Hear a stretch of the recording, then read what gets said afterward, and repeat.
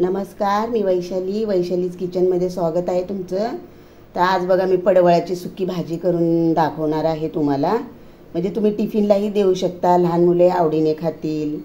चला तर मग बघा, सर्वप्रथम ही पडवळ होती ती मी चांगली अशी साफ करून स्वच्छ धुवून कट करून घेतलेली आहे। आता बघा भाजीची तयारी दाखवते तुम्हाला। हे बघा कढई ठेवलेली आहे, कढईमध्ये तेल टाकलेलं आहे। आता राई टाकते। राई चांगली अशी फुटू द्यायची। राई बघा चांगली तडतडलेली आहे। आता ह्या 2 मिरच्या मी टाकलेल्या आहेत।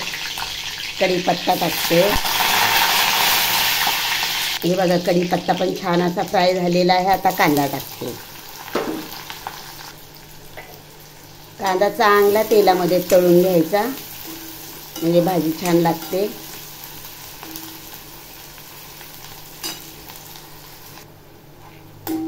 कांदा बघा चांगला फ्राय झालेला आहे।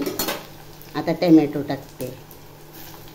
टोमॅटो मी एक मोठा होता त्याच्यातला अर्धा घेतलेला आहे।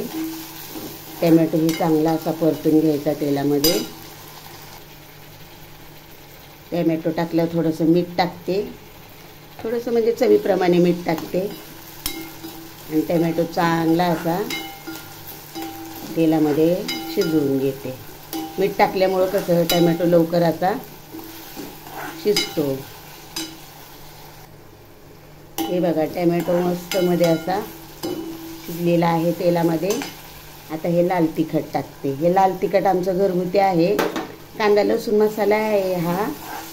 जर तुमच्याकडे कांदा लसूण मसाला नसेल तर तुम्ही एक्स्ट्राचे गरम मसाले वगैरे टाकू शकता। हे बघा आता ह्याला मस्त मध्ये परतून घेते। हे बघा मसालाही छान असा परतलेला आहे, बघू शकता। आता चण्याची डाळ आहे ना ती टाकते। चण्याची डाळ सुद्धा चांगली अशी परतून घेते।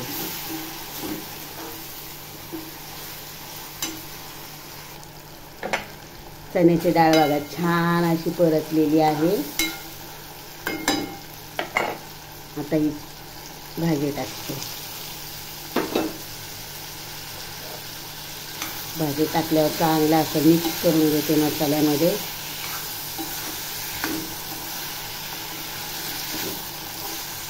वरून तुम्ही खोबरेही खवलून टाकू शकता, पण मी काय टाकणार नाही, मला अशी साधी आवडते। ही बघा पडवळ पण चांगली अशी तेलामध्ये परतलेली आहे आणि मस्त मध्ये मसाले मिक्स झालेले आहेत। आता थोडंसं पाणी टाकते मी। तुम्ही शेंगदाण्याचा कुटही टाकू शकता, छान लागतं। हे बघा आता मिक्स झालेलं आहे। आता झाकण ठेवते आणि स्लो गॅस करून याला मस्त मध्ये शिजवून घेते। हे बघा मस्त मध्ये पडवळची भाजी तयार झालेली आहे।